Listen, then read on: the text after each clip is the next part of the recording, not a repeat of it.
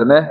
Isso é muito bom, que o nosso Deus possa continuar nos sustentando, nos dando graça e nos dando força para exaltarmos e glorificarmos o seu nome. Queridos, nós estamos ainda dentro da nossa peregrinação, dessa nossa jornada dentro do livro de Romanos. Já entendemos que a carta aos Romanos é uma das cartas mais fundamentais do Novo Testamento, aonde o apóstolo Paulo, de alguma maneira brilhante, através do discernimento do Espírito Santo e da interpretação da lei, ele tem confrontado toda a igreja, não somente uma parte, mas toda ela, porque Paulo, através da carta aos Romanos, está nos ensinando que em Jesus Cristo não existe judeu, não existe grego, não existe brasileiro, não existe romano, todos são igreja diante do Senhor, todos são um único povo. Nós hoje já não fazemos mais parte de divisões, mas hoje somos um corpo em Cristo Jesus. Paulo, então, ele está trazendo à memória e ao conhecimento dos seus leitores esse fato de que Jesus Cristo morreu para nos resgatar, para nos dar a salvação. Nesse sentido, nós aprendemos que no capítulo 1, no capítulo 2 e no capítulo 3, Paulo ele trata sobre a universalidade do pecado, a hamartia, né, que é a doutrina do pecado, a doutrina do erro, porque hamartia significa errar o alvo. E Paulo mostra com muita minúcia de detalhe que o ser humano, pela sua própria natureza, ele já se desvia da moralidade, da lei moral. E a natureza já nos mostra que todos nós somos indesculpáveis em relação ao Criador. Por outro lado, Paulo ainda começa a mostrar que mesmo aqueles que se dizem ter fé, também são culpados, porque a moralidade não é base para a salvação. Logo então, ele conclui dizendo que todos pecaram e destituídos estão da glória de Deus. Paulo ele ressalta que nós estávamos mortos, nós estávamos destituídos da glória de Deus.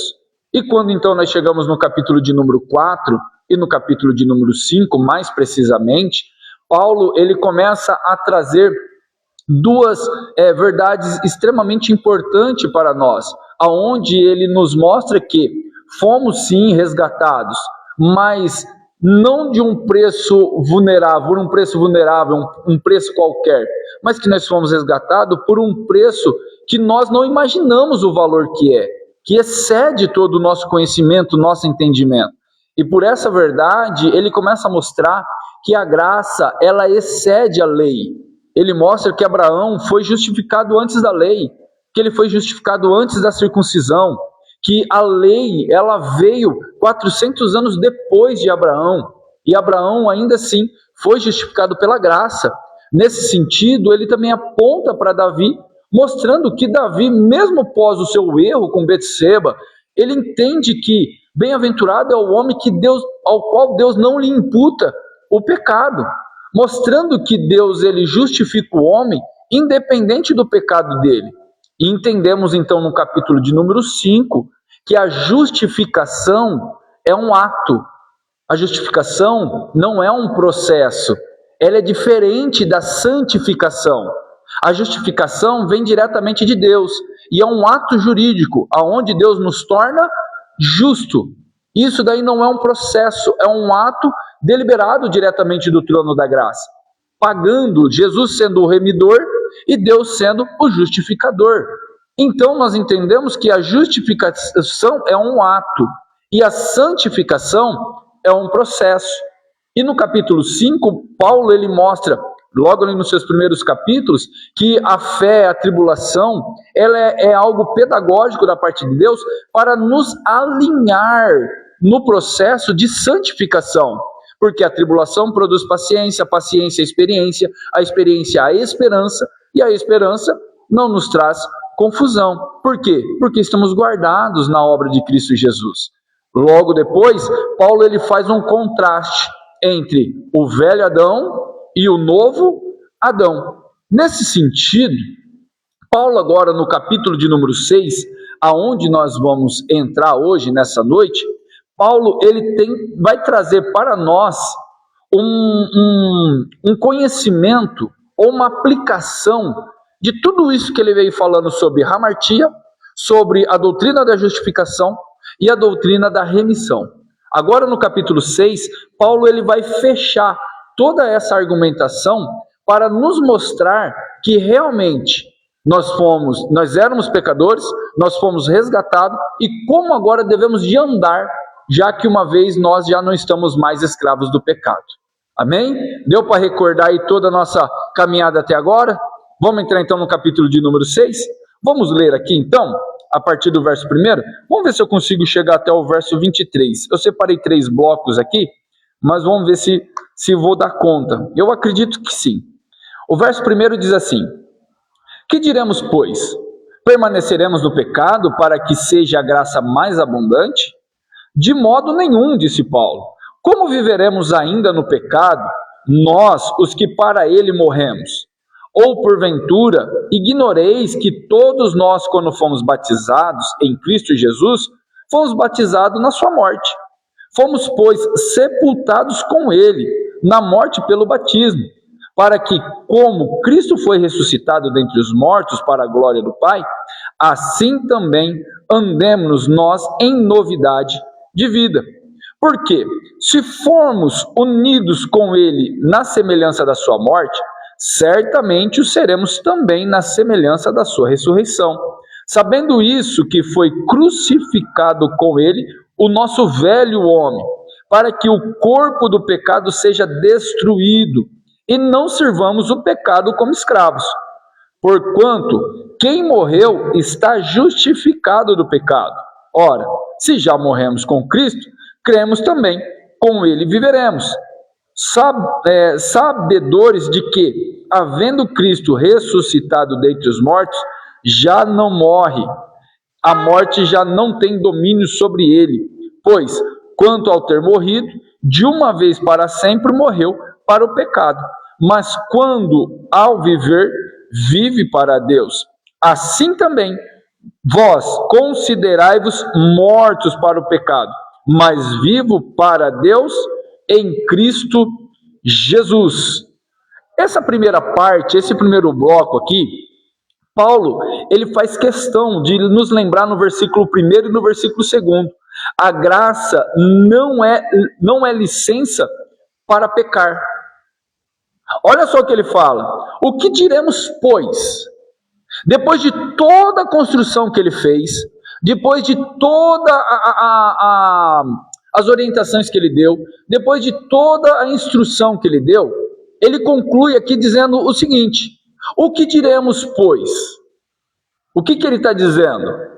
Permaneceremos no pecado para que a graça abunde? Essa parte aqui, Paulo ele faz uma chamada de diatribes. O que é isso? Ele pergunta, já dando a resposta. Ele pergunta como se alguém fosse perguntar para ele. Então ele já dá a resposta. Pecaremos, já que nós já fomos salvos, fomos resgatados, pecaremos para que a graça abunde? A resposta dele é lógica no versículo 2. De modo nenhum. Por quê?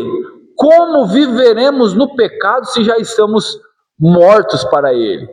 Paulo ele está mostrando, ele está enraizando na consciência do leitor, de nós ouvintes, de que já morremos, literalmente estamos mortos para o pecado, porque fomos tragados da morte para a vida, e hoje a vida que vivemos já não é mais nossa, a vida que nós vivemos é a vida de Cristo. Em outra parte, Paulo vai falar, já não vivo mais eu, mas é Cristo que vive em mim, e se Cristo vive em mim, eu já não tenho mais a minha mente, agora eu tenho a mente de Cristo, e eu tendo a mente de Cristo, eu já não fico mais ligado nas coisas dessa terra, o meu pensamento agora está ligado e focado nas coisas do céu. Nesse sentido, Paulo ele continua no verso 3 e no verso 4 dizendo, o batismo simboliza a morte e a ressurreição com Cristo, porque ele está trazendo à memória nossa assim, Ou porventura ignoreis que todos nós fomos batizados em Cristo Jesus, batizados na sua morte. O símbolo da confissão de fé é exatamente isso, a renúncia para o mundo, mostrando para todos que eu já não vivo mais para o mundo, agora eu vivo em Cristo. A confissão pública de fé, o batismo, a ideia de deixar tudo para trás o velho homem, está ligado em uma nova vida. Agora eu ando na contramão do mundo. É como se essa rua aqui era só descendo e nós estivéssemos subindo na contramão. Não, o normal é descer, não, mas nós não vivemos mais na normalidade dessa terra. Nós vivemos agora na normalidade do reino de Deus. E o reino de Deus, a cultura do reino de Deus, é uma anticultura do mundo. Você sabia que a palavra culto, ela deriva da mesma palavra cultura? Por que vocês acham que nós prestamos culto a Deus e nós somos moldados à semelhança de Cristo Jesus? Por quê? Porque aquilo que nós cultuamos molda a nossa cultura. Por isso que a igreja, ela é diferente da cultura do mundo. Porque a cultura do mundo vive nas práticas do primeiro Adão. Vive nas práticas da pessoa não regenerada. Mas aquele que já morreu juntamente com Cristo, ele já não vive mais nas práticas do mundo, agora ele vive na prática do reino de Deus, aonde no reino de Deus há em abundância alegria, paz, harmonia, rejeição do pecado, fuga da tentação do pecado. Agora, se eu já morri com Cristo, eu já não me carrego mais com as coisas do passado. Porque a sua semelhança, Paulo está falando, já morremos. Para quê? Para que na sua semelhança também ressuscitaremos. Notem que Paulo fala, o velho homem foi crucificado no corpo do pecado, e o corpo do pecado foi destruído. O versículo 5 e o versículo 6. Agora, no versículo 7 ao 10, Cristo morreu de uma vez por toda para o pecado, agora vive para Deus, assim nós também. Se nosso corpo foi destituído e totalmente desfeito para a prática do pecado, agora nós vivemos inteiramente para a prática, para a glória de Deus. Por isso que Paulo diz à igreja de Éfeso, que as nossas boas obras venham ser para a glória e louvor do nome do Senhor. Por quê? Porque até as nossas boas obras foram preparadas por Ele para a glória e louvor do seu nome. Então, se nós já morremos para o pecado, já fomos mortos à semelhança de Cristo, hoje já ressuscitamos a sua semelhança e o nosso corpo já vive para a glória de Deus. Nesse sentido, eu e você não somos mais escravos do pecado. Eu e você somos agora livres do pecado. Por que Paulo usa isso? Porque lembra que ele está fazendo um contraste? O contraste entre lei e graça? Ele não está anulando a lei. Ele não está falando que a lei é má. Pelo contrário, ele está exaltando a lei. Falando que a lei é santa, a lei é pura. Mas nós que somos maus, não podemos concluir a lei. Porque o que a Bíblia diz? Se você usa de cumprir a lei, mas tropeça em uma, você se torna culpado de toda ela. Nesse sentido, nenhum homem pode cumprir a lei. O único que teve a condição de cumprir a lei foi Cristo Jesus. Por isso que ele teve condição de pagar pelo resgate da nossa alma. Mas nós não temos condição disso. Então Paulo está fazendo um contraste entre lei e graça.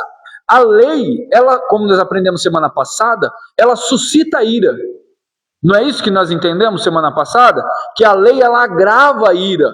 Para quê? Para que mostrasse para o ser humano que pela lei nós não alcançaríamos a redenção, não conseguiríamos pagar a nossa própria dívida. Mas pela graça, porque aonde a lei reinou, superabundou a graça. Trava para nós, olha só que interessante, para eu ser considerado um pecador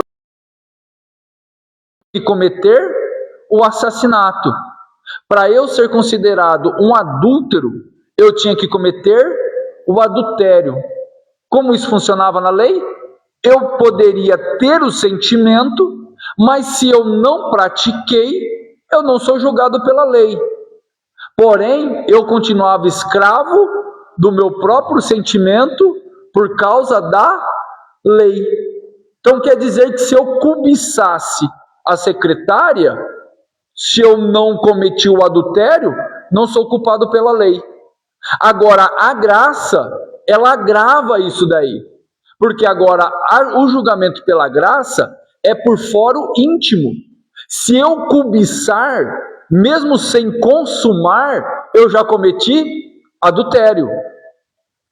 Aparentemente, Paulo está aliviando entre lei e graça, mas na verdade não. Ele está colocando um peso maior ainda para aqueles que foram chamados por Cristo Jesus. Porque agora, como o verso 11 diz, assim vós considerai-vos mortos para o pecado, mas vivo para Deus. Se agora eu estou vivo para Deus, como eu ainda posso viver na prática do pecado? Se eu já morri para o pecado, se o meu corpo já foi morto por causa do pecado, e agora eu já sou ressuscitado juntamente com Cristo. Paulo está fechando a ideia dele aqui no versículo de número 1. Por quê?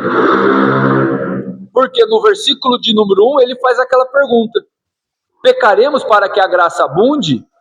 Qual é o fechamento dele? De maneira nenhuma. Se eu já estou morto para o pecado, agora eu tenho que viver em Cristo Jesus. Eu já não tenho que andar mais como morto, porque aquele que vive na prática do pecado está morto. Ele não ressuscitou à semelhança de Cristo. Aquele que vive no pecado deliberado, ele está morto. Ele não entendeu o que é vida, ele não foi justificado, porque todos aqueles que foram justificados não vivem na prática do pecado. Eu posso ter levantado a minha mão e ter aceitado Jesus, eu posso ter confessado Jesus na boca, mas se eu ainda vivo na prática do pecado, isso é um ideal, isso é um identificador de que eu não fui ainda regenerado por Cristo Jesus. Não fui convencido, eu não ressuscitei à semelhança do corpo de Cristo, porque o que Paulo está falando aqui explicitamente é: aquele que já morreu com Cristo Jesus não vive na prática do pecado. Antes, ele morreu à semelhança de Cristo e já ressuscitou à semelhança também de Cristo Jesus. E agora, se ele está morto para o pecado, ele não vive mais na prática do pecado, e ele anda como vivo em Cristo Jesus, porque o seu corpo também já ressuscitou à semelhança da ressurreição de Cristo. Paulo ele fecha aqui no versículo de número 11 essa ideia. Agora vamos a partir do versículo de número 12. Olha só o que está escrito: não reine, portanto, o pecado em vosso corpo mortal, de maneira que obedeçais às suas paixões.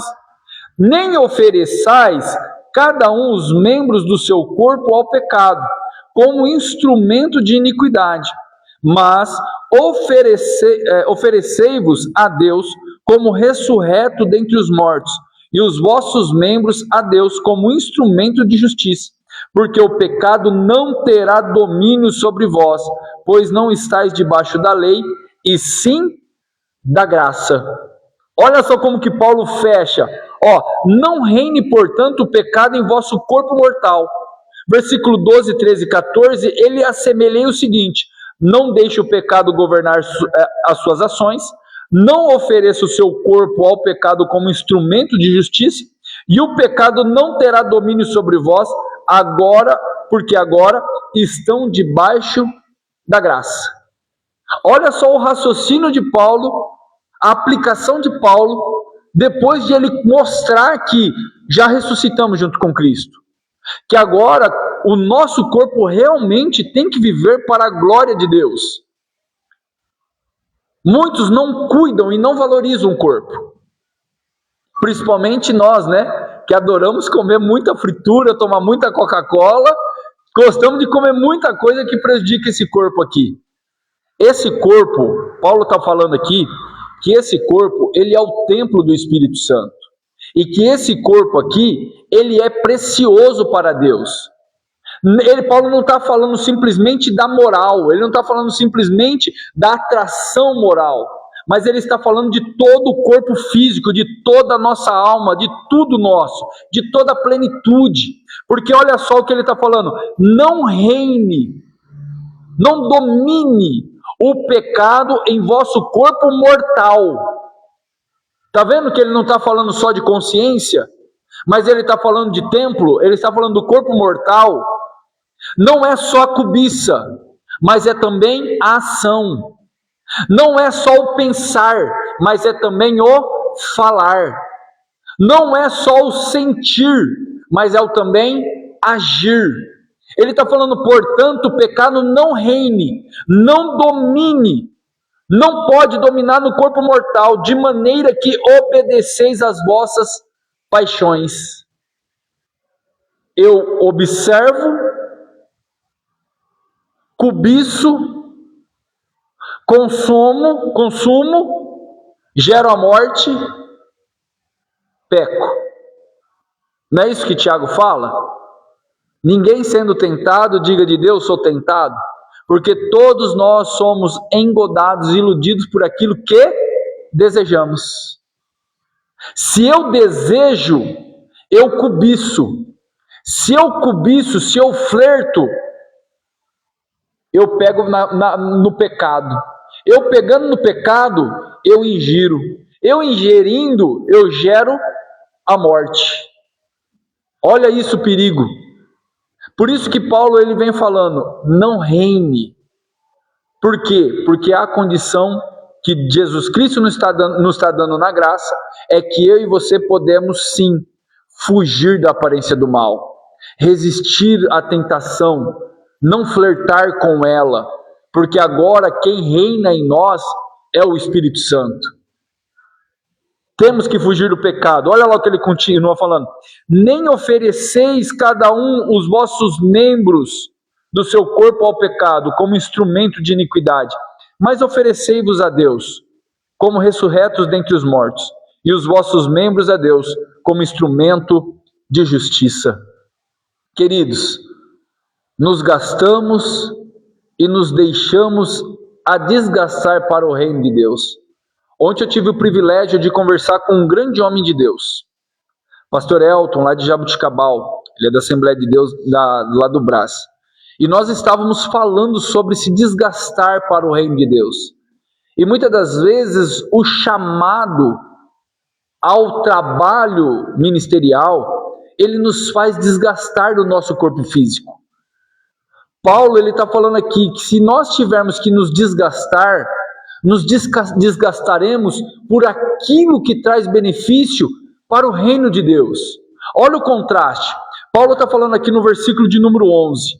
Não se desgaste o vosso corpo para o pecado, mas se desgaste para a glória de Deus. E eu e ele ontem estávamos conversando e falando sobre o desgaste físico que existe dentro daqueles que trabalham constantemente para o reino de Deus. Às vezes nós queremos tirar férias, mas o chamado fala alto, e às vezes até nas férias nós estamos envolvidos com a obra do Senhor. Muitos atravessam 20, 15 quilômetros para fazer a obra do Senhor. Tudo isso para quê? Para ter uma vanglória? De maneira nenhuma. Nós nos gastamos e continuaremos a nos desgastar para a glória, louvor e exaltação do nome do Senhor. É o que Paulo está falando aqui no versículo de número 13. Não ofereçais cada um os vossos membros do corpo ao pecado, como instrumento de iniquidade. Mas, olha só o contraste, mas oferecei-vos a Deus, como ressurreto dentre os mortos, os vossos membros a Deus, como instrumentos de justiça. Então, meu querido, se for para se desgastar, se desgaste para a glória de Jesus Cristo. Lá no teu trabalho, trabalhe, mas trabalhe para a glória e louvor do nome do Senhor Jesus Cristo, para que Deus seja glorificado através da nossa vida. Vamos nos desgastar, mas nos desgastar para a glória de Jesus. Porque ele conclui no verso 14: porque o pecado não terá domínio sobre vós, pois não estáis debaixo da lei, mas sim da graça. Paulo ele fecha o raciocínio aqui no versículo 14. Não pode dominar. Por quê? Não estamos mais debaixo da lei, do pecado, mas estamos debaixo da graça, que liberta da morte para vida. Deu para entender então esse raciocínio aqui que Paulo está falando?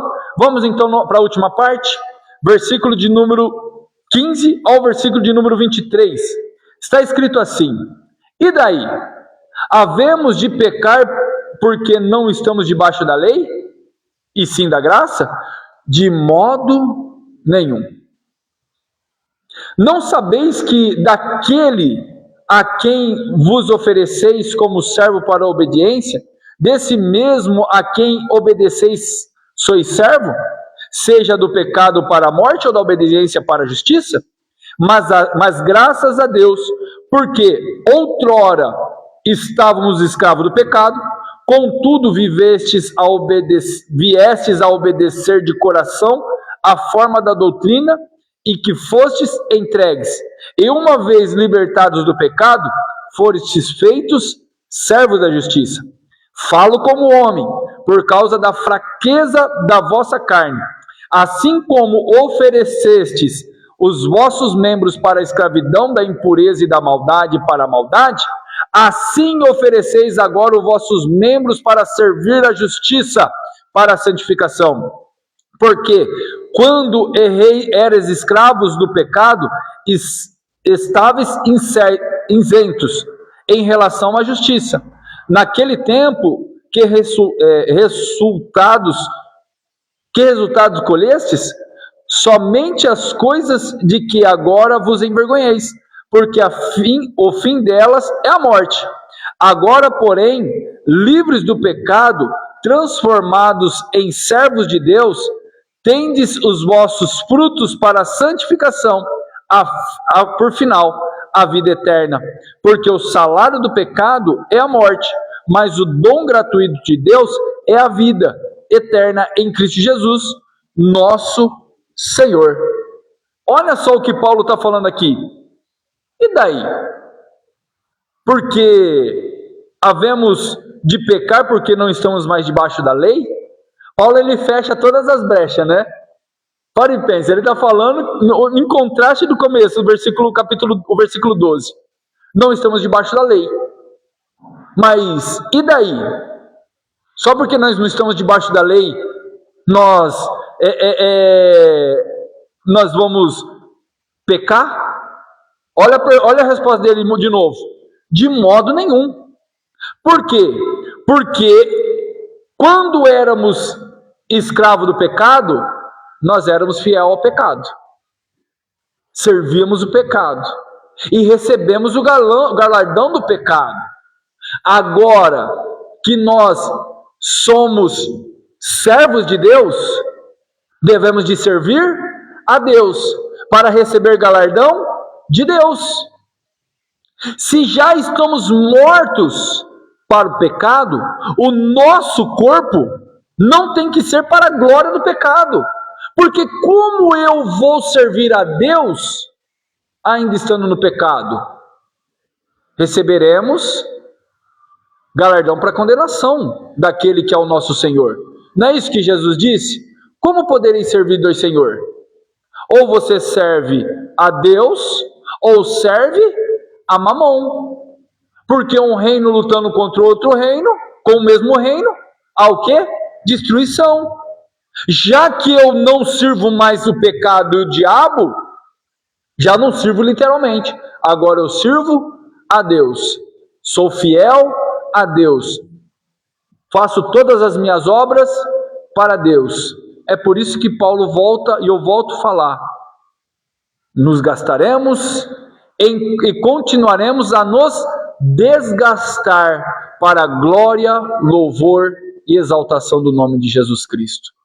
Porque a obra do Senhor, ela é cansativa. Parece que não para muitos, mas a obra do Senhor, ela é cansativa. Ela não é penosa. Porque quando você faz a obra de Deus e você se sente fadigado, isso é para a glória de Deus. Porque você ainda está preso num corpo que é mortal, um peso que se fadiga, um corpo que cansa. Ainda você está e você sente o cansaço. Por isso que muitos de nós não conseguem vir num culto de quarta-feira, num culto de domingo, porque trabalhou o dia inteiro, chegou de tarde e está cansado.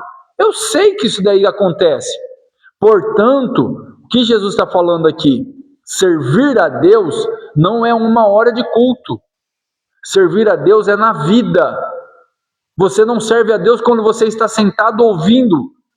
Você serve a Deus quando você está na rua praticando, mostrando, ajudando, dando bons frutos. Aqui você vem, se alimenta, aprende. Lá você se revigora e aplica aquilo que você aprendeu. Por isso que é um contraste de aprendizado, momento de culto, momento de aprendizado, para que na vida nós praticamos aquilo que aprendemos. Paulo está falando que agora nós devemos em nosso corpo, se cansar para a glória de Deus. Agora, fazer a obra de Deus com pesar, ser algo penoso, existe algo muito complicado aí, porque o fardo de Cristo é leve. O fardo de Cristo não acrescenta dor, porque o fardo de Cristo é para a glória de Deus. Agora, quando nós começamos a fazer a obra de Deus e aquilo começa a ser penoso, vou ter que ir lá fazer porque hoje é meu dia. Eu vou lá porque eu tenho que fazer. Eu vou no culto porque não, hoje é culto. Não, peraí. Isso daí já é penoso. Isso já não é cansaço. Mas quando nós chegamos de um trabalho cansado e falamos, não, hoje eu vou na igreja, na reunião da igreja, para aprender sobre a obra, sobre a palavra do Senhor, fala para mim se não tem um vigor dentro de nós, se não tem algo que revigora, nos dá uma injeção de ânimo para continuarmos andando. O que é isso? É o bálsamo do Espírito Santo. É o vigor da própria palavra do Senhor, nos dando ânimo para caminharmos uma milha a mais, nos dando condição de darmos a outra face, nos dando condição de darmos a túnica se for necessário. Por quê? Porque nós estamos nos gastando e continuando a nos desgastar para louvor e exaltação do nome de nosso Senhor e Salvador Jesus Cristo. Paulo, então, aqui no capítulo de número 6, ele faz questão de nos mostrar e de reiterar, do versículo 19 ao versículo 21, que o pecado produz vergonha e morte, mas o 23 produz frutos de justiça e santificação para a vida eterna.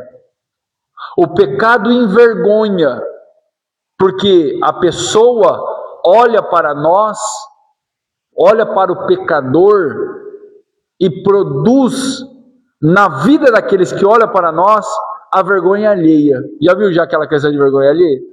Mas não diz que é crente? Não diz que é salvo e está pecando? Ele produz a vergonha tanto para aquele que peca, blasfema o nome de Deus, porque é o que Paulo fala no capítulo 1, o nome de Deus é blasfemado por causa de vocês, por causa dos moralistas, que falam, pregam, mas não vivem, que se dizem crente, mas não têm postura de crente. O nome de Deus é blasfemado, mas quando nós entendemos que mesmo justificado, mesmo não debaixo da lei, que isso não é carteirada para pecar, não é justificativa para pecar, e quando nós entendemos isso, nós nos policiamos. A carga não se torna mais leve? Quando você entende que você anda em santificação, não porque você precisa fazer algo para ser salvo, mas você anda em santificação porque você já foi regenerado, porque você já foi salvo, porque você já foi justificado. Quando você entende isso, você fala, poxa, realmente, hoje não vivo eu, mas é Cristo que vive em mim. E se eu levanto as minhas mãos santas, sem ira e sem contenda para glorificar a Deus, é porque Ele me deu condição para isso. Eu não tive esforço para isso, mas Ele me resgatou das trevas, da morte, me deu um corpo à semelhança de Cristo Jesus, para que tudo quanto eu faça venha a ser para glória, louvor e exaltação. E ele conclui dizendo, agora porém, libertos do pecado, transformados em servos de Deus, tendes a vosso fruto para a santificação e por fim a vida eterna. Porque o salário do pecado é a morte, mas o dom gratuito de Deus é a vida eterna em Cristo Jesus, nosso Senhor. Então, meus irmãos, na aplicação dessa noite é a seguinte: lembre-se, não vivemos mais no pecado, não estamos mais no corpo do pecado. Hoje já ressuscitamos à semelhança de Cristo, mesmo que estamos presos nesse corpo de carne, nessa prisão, mas já não vivemos mais na cultura do mundo. Notem que aquele que cultua a Deus tem uma cultura diferente. Temos a cultura do reino de Cristo Jesus, aonde o amor, a misericórdia e a paz reina para a glória, louvor e exaltação do nome daquele que nos resgatou da morte para a vida. Amém? Vamos orar? Vamos agradecer a Deus por termos concluído o capítulo de número 6, e semana que vem, permitindo Deus, vamos iniciar no capítulo de número 7, aonde agora nós vamos entrar nos dilemas de Paulo. Poxa, quem me livrará do corpo dessa morte? Se o bem que eu quero fazer eu não faço, mas o mal que eu não quero eu estou sempre fazendo. Porque até agora estamos fazendo santificação, né? E agora vamos entrar no dilema do homem. Se somos santificados, entendemos tudo isso, por que ainda continuamos nessa guerra? A partir de semana que vem, vamos entrar nesses detalhes aí. Oremos ao Senhor.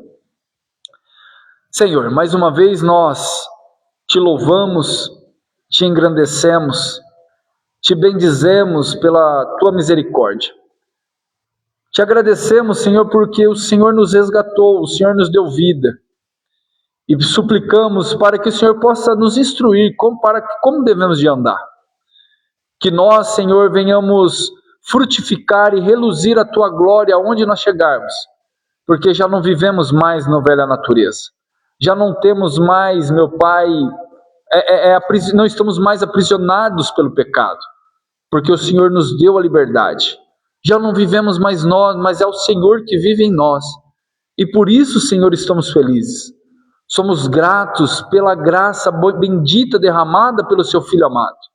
Somos gratos por essa liberdade ao qual o Senhor nos deu, de hoje nos arrependermos, Senhor, dos nossos pecados. De antes de consumarmos, Senhor, o pecado, nós nos arrependemos. Senhor, continue nos abençoando, continue nos guiando, continue nos traindo. Continue, Senhor, nos conduzindo pelas veredas da tua justiça, para que tudo quanto fizermos venha a ser para a exaltação do teu nome. Senhor, conceda-nos também, Senhor, uma noite de paz, uma noite de bênção, uma noite de repouso. Prospere, Senhor, continue acrescentando vida para os seus filhos. Continue nos sustentando pela destra da tua justiça. É o que eu te peço, é o que nós te pedimos, em nome do Senhor Jesus. Amém e amém, Jesus. Graças a Deus. Amém, meus irmãos? Que a graça, a paz e o amor repousem sobre a vida de todos, em nome de Jesus. Amém. Uma boa noite, em nome de Jesus. Graças a Deus.